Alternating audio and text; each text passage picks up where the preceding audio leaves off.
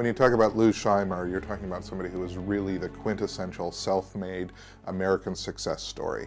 He's one of the nicest human beings to walk the earth, and his smile was medicating to a lot of people. He liked the idea of being kind of a trailblazer, of bringing things in when he didn't have to. He was the one who brought in the first black character in Saturday morning animation, which I appreciated being a kid watching it at the time. Filmation, to be the success that it was for as long as it was, and to have as many innovations as it has, really needed a strong leader. And Lou was that leader. It was the only place where you actually felt like you belonged. Everybody came through Filmation, and my dad thrived on that. He loved the talent. Lou was real good at recognizing people's abilities and not afraid to take a chance on somebody. When Filmation closed, the largest employer of American animators closed, and that was a huge blow to the industry. It was a passing of an era, you know. It felt like there goes something that we had a great time with, and it's sad to see it leave.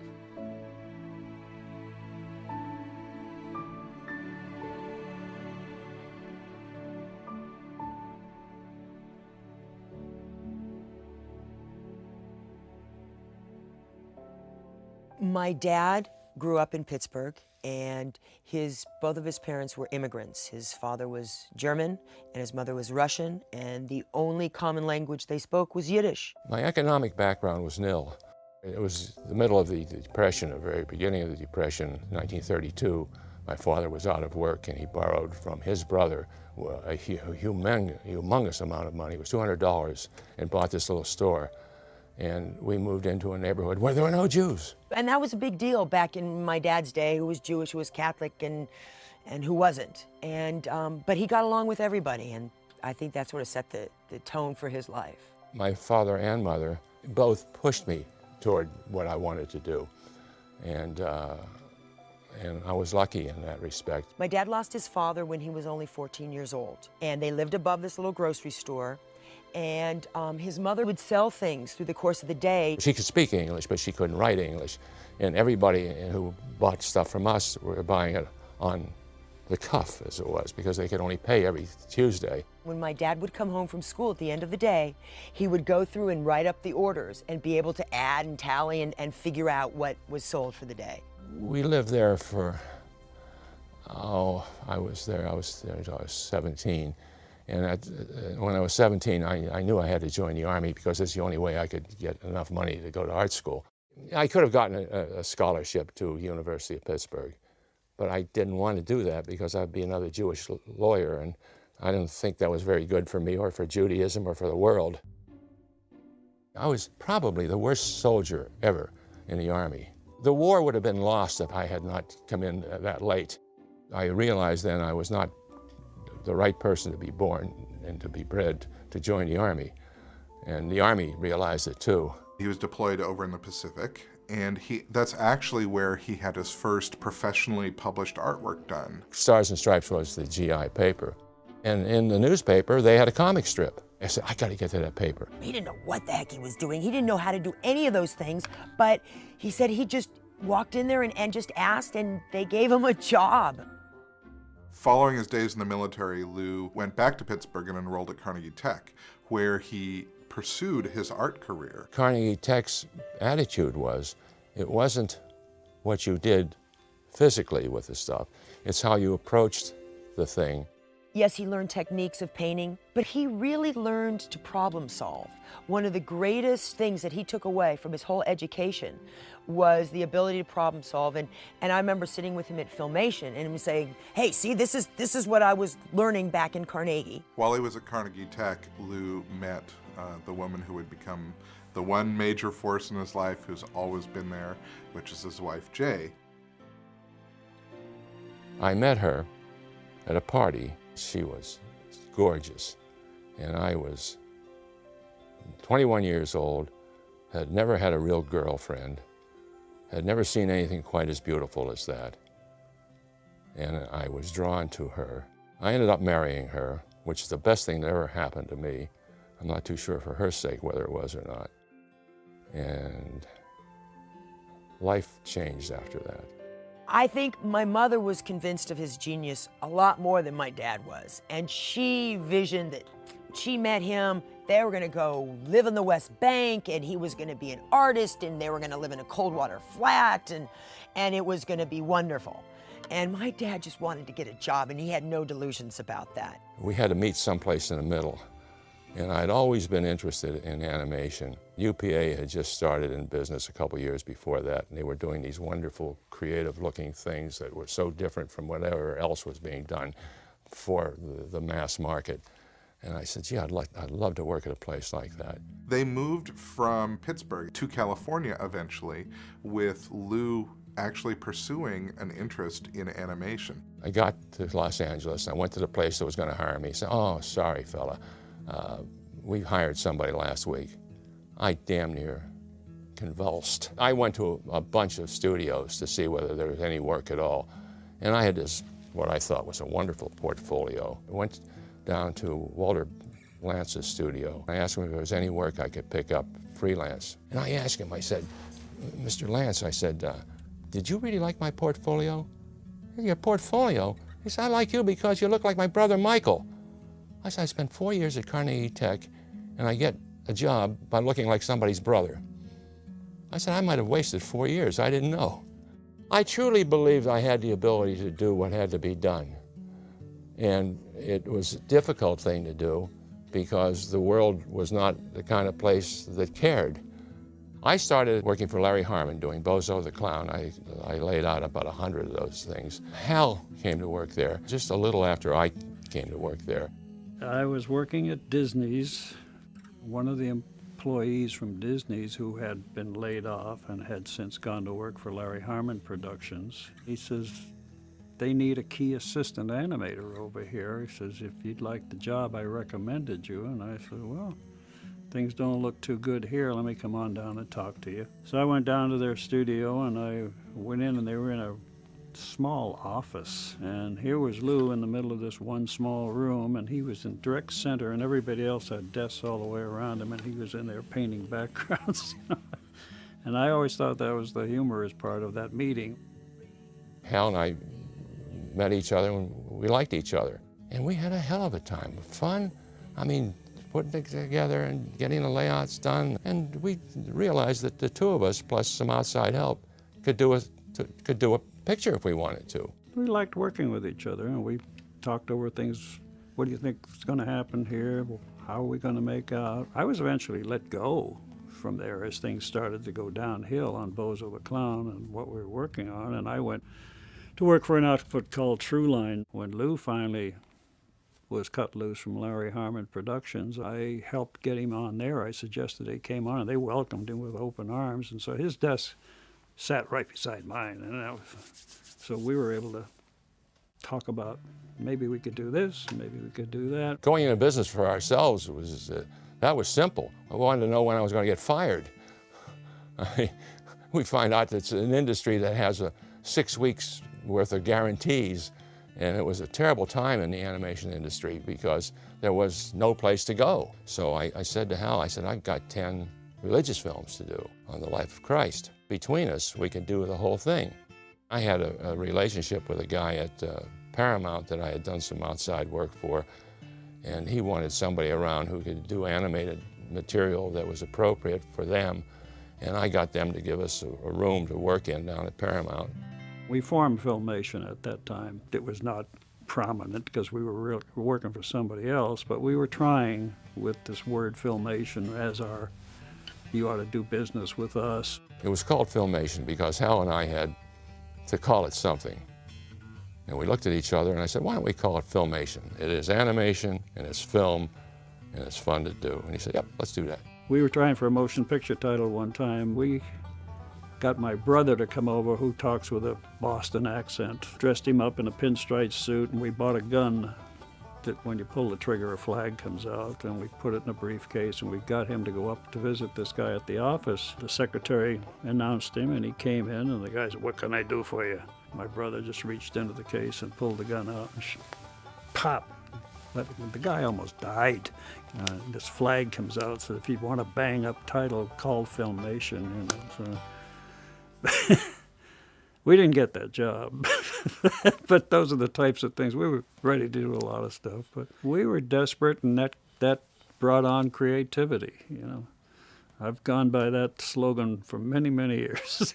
Some of the first jobs that Filmation did included animating commercials, car commercials where they would animate spotlights in the sky, a Ready Whip commercial which actually featured his daughter and son in it. He also met Norm Prescott, who had worked in the music industry and in the recording world. Norm had been a very successful disc jockey in Boston. He said, well, I'm doing a picture called Journey Back to Oz, an animated film. Would you guys be interested in doing it? Yeah, I said, we can do that, and we could do it. What I did then, I had owned 80% of the business. I gave Norm half of my 80%. So I said, I don't have the money to do it. You don't have the money to do it. We got to find the money to do it. This thing falls apart. It's going to fall apart. We had a lot to lose because it was hard paying the rent. We're in a bank building that we had rented, and we converted that into a studio, and then in the back there was a big office that could be sealed off. We set it up so that it would be a grand studio if we just had some work to do. We took turns to answer the phone because answering the phone meant we're going to talk to somebody who we owed money to. It was Hal's turn, and Hal said, it's some guy from New York, and he says he's Mr. Superman. And I said, what? So I got on the phone. I said, are you calling from a phone booth? What the hell? Somebody calls himself Superman. He said, no. He says, I'm Superman Weisinger. I said, hello, Mr. Superman. I said, what do you want? And it's fascinating because it was not a collect call.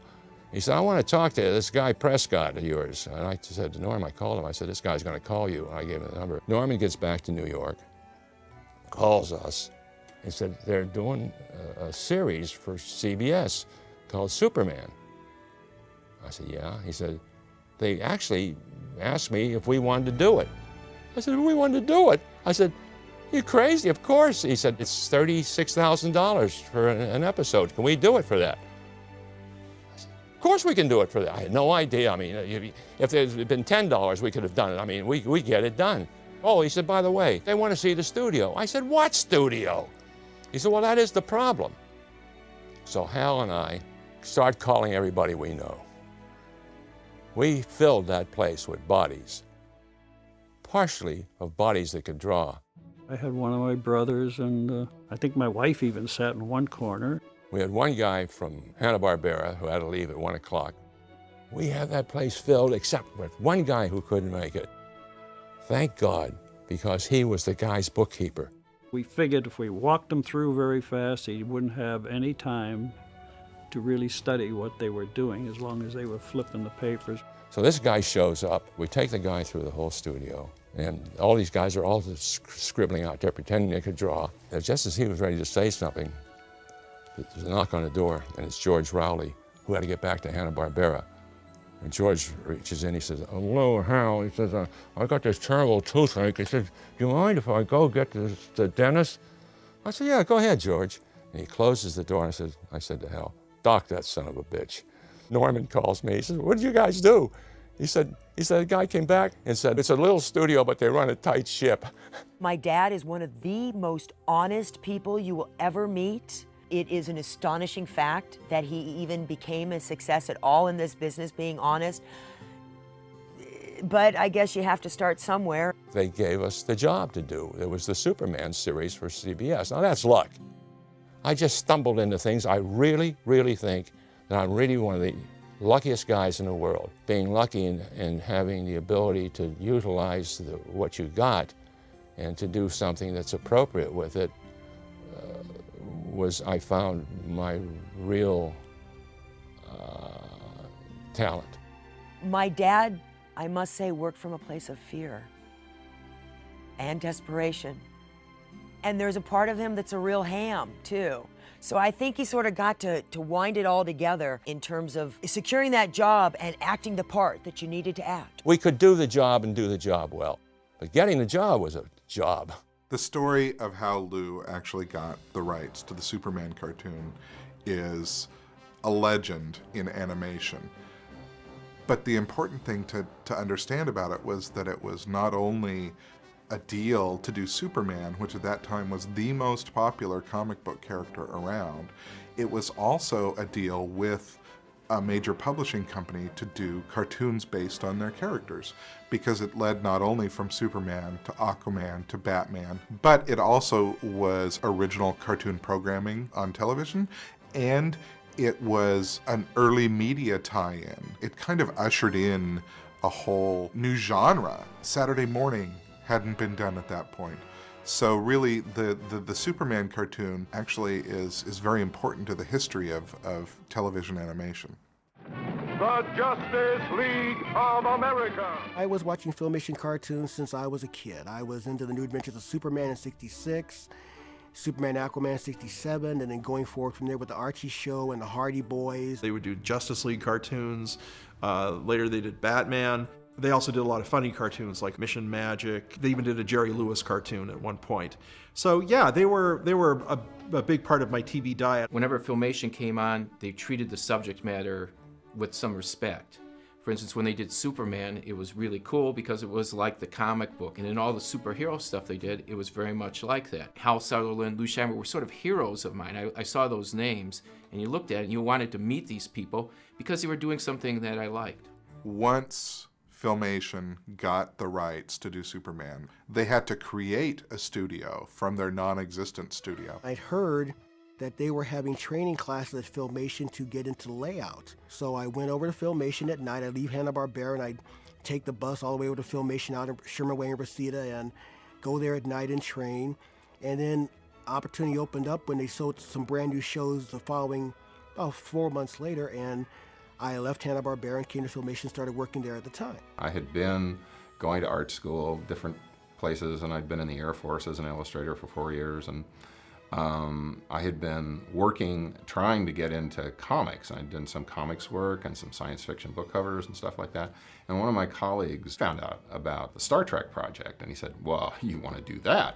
You got a portfolio full of spaceships and monsters. You gotta go over there, which I did, and I interviewed with Don Christensen and got a layout job. My father, who had been a singer in Boston years before, had some connections to Norm Prescott, who was a disc jockey in Boston around the same time. And while they were all, renewing old ties, my dad said to Norm, well, my kid's a cartoonist and he watches everything on Saturday morning.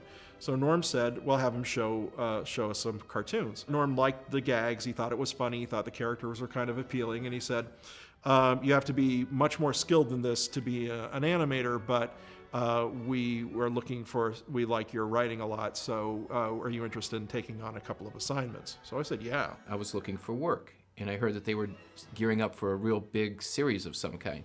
So I went to Filmation, and it was kind of exciting because, once again, I had, I'd seen these names. You saw Lou's name turning on a circle on the screen. I went in and I took a layout test, a storyboard test, an animation test, and then they hired me for model design. So that kind of gives you an insight into the quirky way Filmation worked. They promoted from within that young people out of college, as I was, would get jobs there and stay on. They would work there for a long time. They would move from one position to another. In my case, I had just graduated from college, and they found out that I didn't know what I was going to do the rest of my life. And so the camera department asked me if I would like to move into camera. And the heads of the editing department asked me if I would like to learn editing. I didn't know anything about either. And that's just an example of the sort of environment it was. It was very important to Lou particularly to have that kind of family support and provide opportunities for who came along. At Lou's place, you were there because Lou wanted the artists there. And that's an intangible kind of thing to address, but it sort of permeated the air. He used to love that there would be Friday night cocktail parties where the artists would hang their own individual stuff. We were a bunch of clowns. We did a lot of funny things. We pulled pranks. We, got away with gags on people and whatnot. Ultimately, we refer to the place as Animal House because of it was exciting to be there. And those of us who are in our 20s and early 30s just really enjoyed the working experience and the social experience. When it came time to the work, we got our work done. We didn't miss any deadlines. We got our shows in. They looked good. And as long as we did that, Lou and Norm were happy. It was a very celebratory atmosphere, and Lou was behind that. It has been rare since then that I've worked with anyone that has had that same kind of vision and positive attitude. He really instilled wanted to sort of be like a school of art, even though it was a business too. It was boot camp for me and the perfect place to go to learn the business. This is where I learned how everything was done. You really learned everything if you stuck with it, because it was all under one roof. You could go from the bottom of the building to the top of the building. You could meet the writers, you could meet the layout artists, you could meet designers, you could meet the painters, you could meet the guys who were doing the cells, you could see the cameras where the cells were being done, and over there you could see where they were recording the voices. Everything was done at Filmation. It really was in the trenches TV production, and you learned very quickly what was possible and what was not.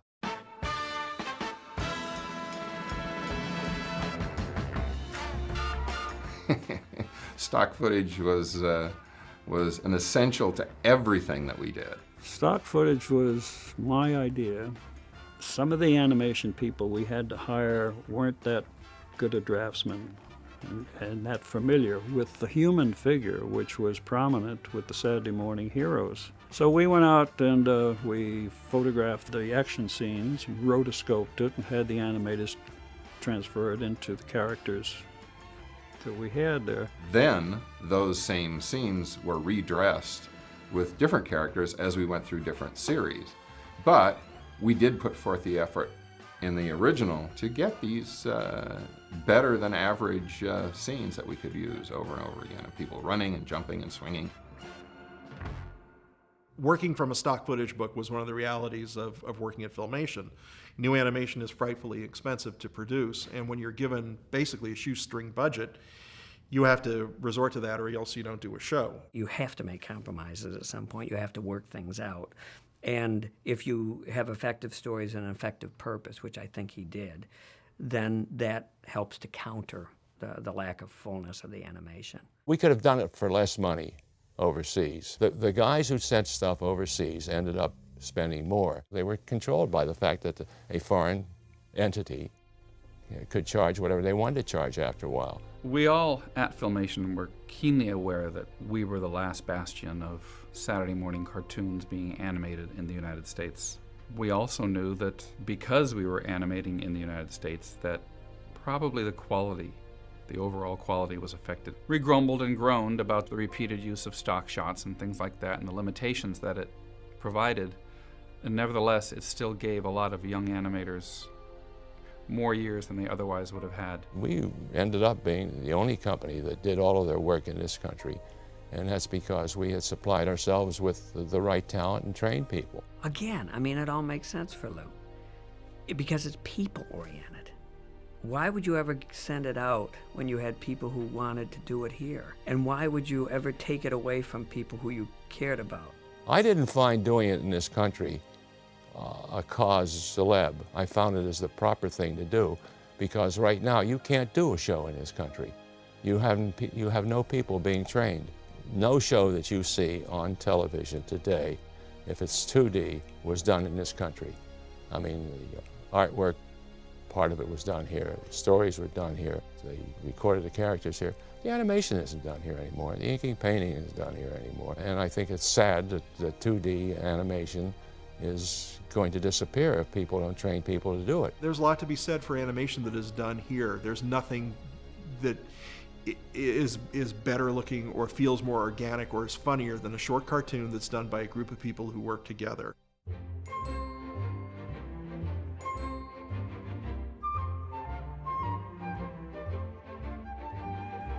Filmation's claim to fame in a lot of ways in the early 70s and the 80s were these pro-social messages that Lou would put on the shows. He was very sensitive to what the audience was seeing, and he really cared about it a lot. There was a desire to impart messages and morals to the kids, almost as a way of saying, well, you've seen a character get in trouble and this is how it applies to your life, kids.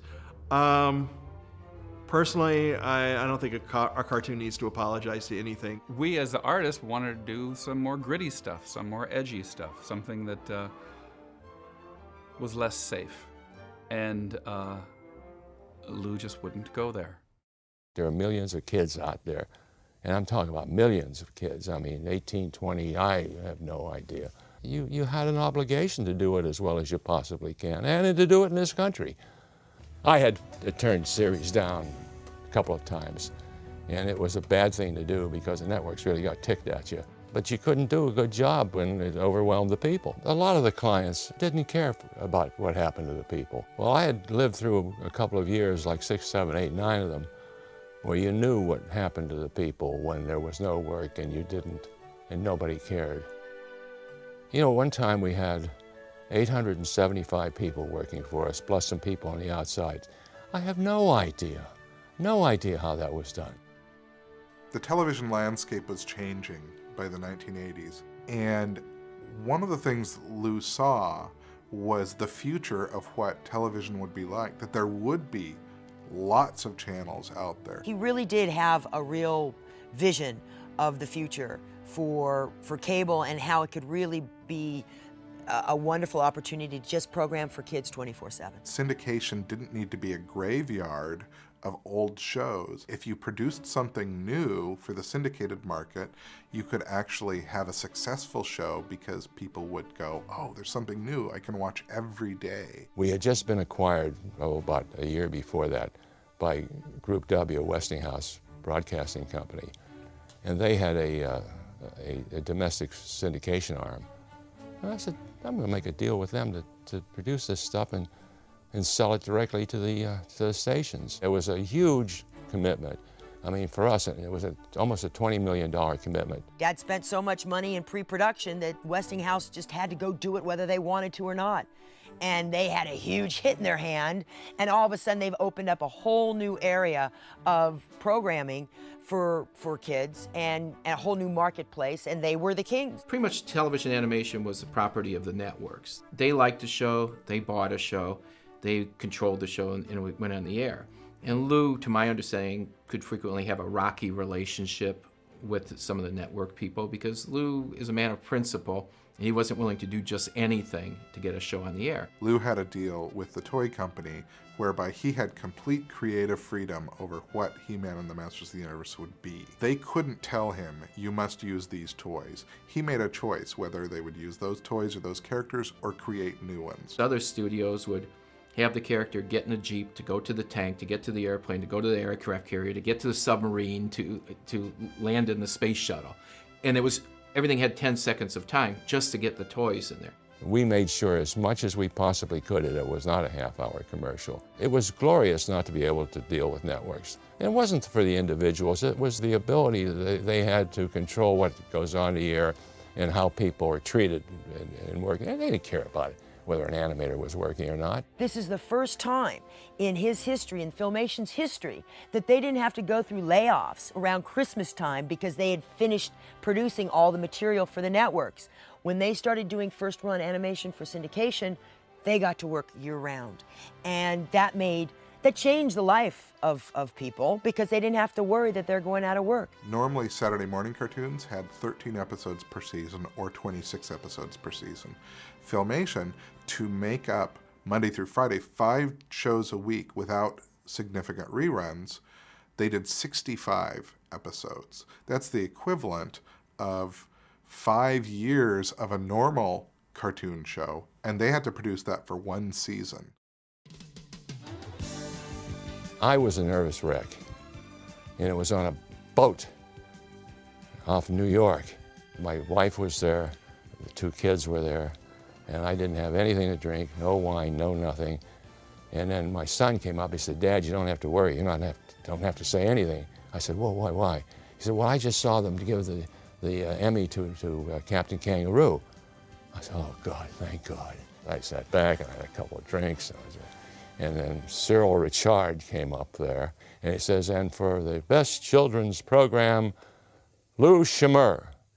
I said, holy shit, that's me.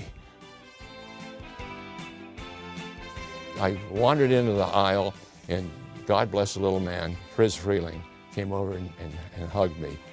And it kept me from falling down because I was plastered.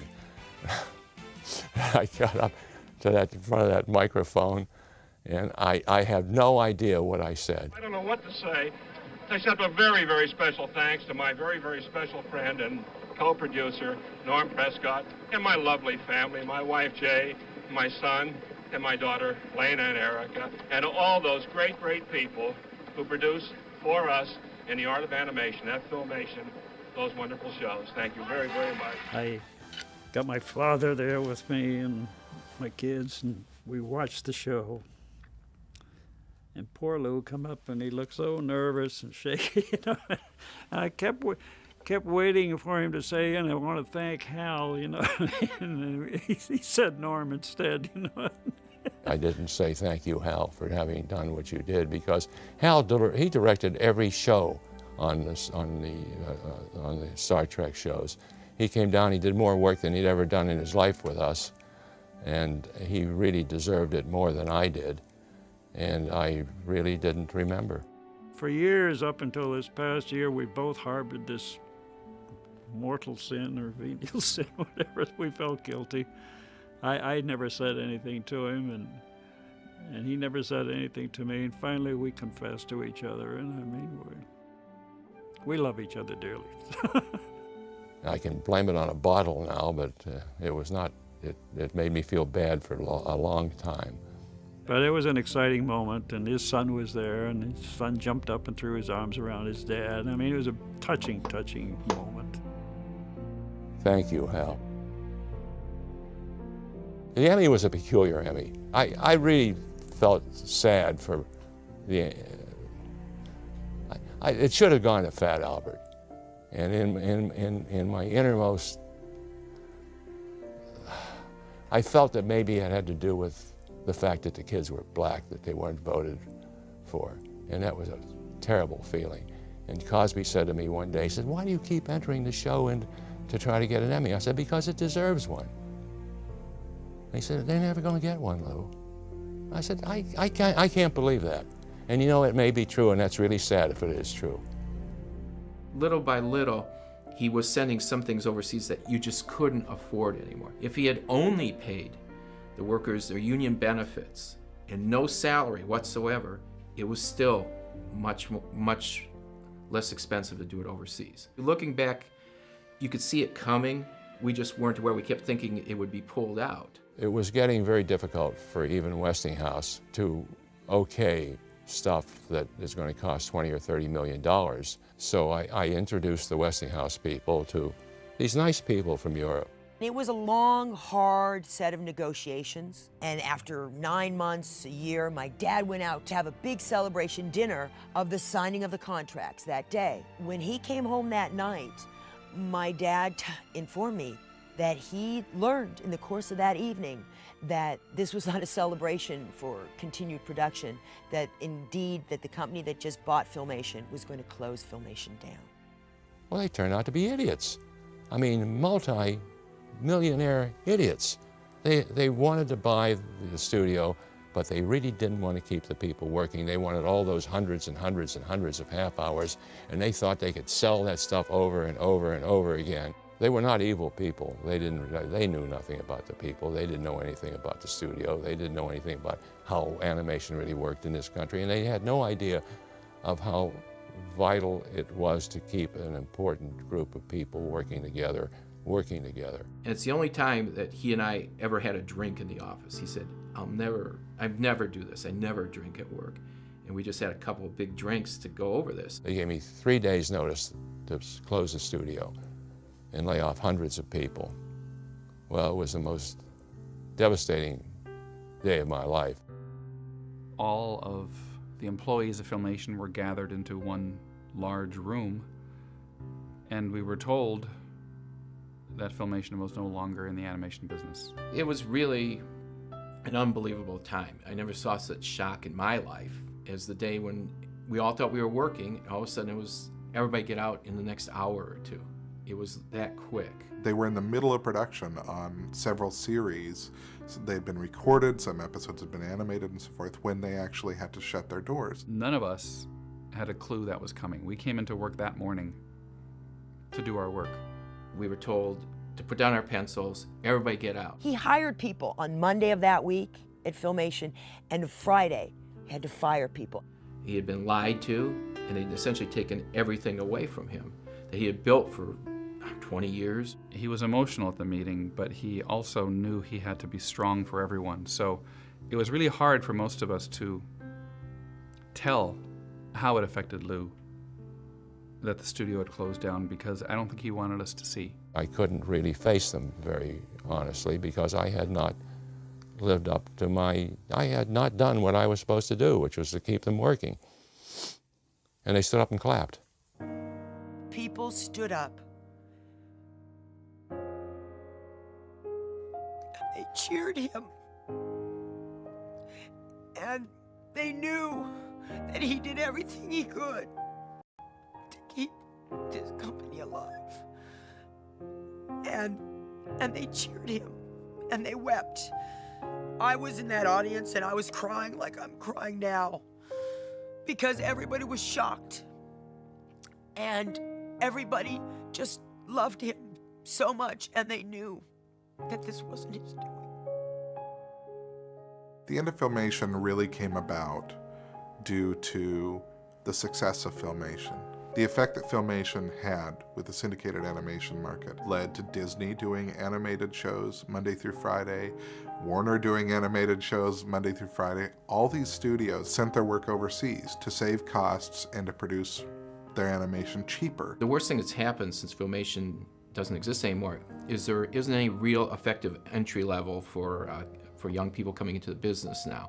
We're losing something, and there's no reason for it. It didn't have to happen. Everybody who now is working in animation, whether it's at Disney or Pixar or Warner Brothers or someplace else, came through Filmation early on when they were learning. He loved finding the next generation, and it gives him a lot of joy to see that his youngins have gone off and become amazingly successful people. They are one of, if not the most influential animation studio in television history. In my opinion, Lou Sheimer is one of the three most important people in animation in the last quarter of the last century. The other two would be Ralph Bakshi and Steven Spielberg. These are three people that without whom I believe animation would have died out as we knew it. It's just, there was nothing better than working with those people. I think Lou will be looked upon as a guy who was a real champion of domestic produced cartoons. He believed that animation could convey positive messages and little life lessons. I think when people come up to him and say, you know, I learned from you and your cartoons, I think that makes him feel very, very happy. Lou's one of the guys that helped create American animation, pioneered the television animation, and helped it build it into what it is now. And there's a genuine direct link between me and Lou Sheimer and the guys that came before him. And everybody went back to the very first guy, be it Winsor McKay, that first started doing animation. His personality, to anybody who worked with Lou, is the most noble and wonderful of his legacies. I'd say we were close to brothers. We've shared tears and joy, everything. I always think that my dad is the real Walt Disney. Everybody has an idea of who Walt Disney was, what a great guy he was, this guy of the people and the artists. My dad really was that guy. He's really the heart of animation.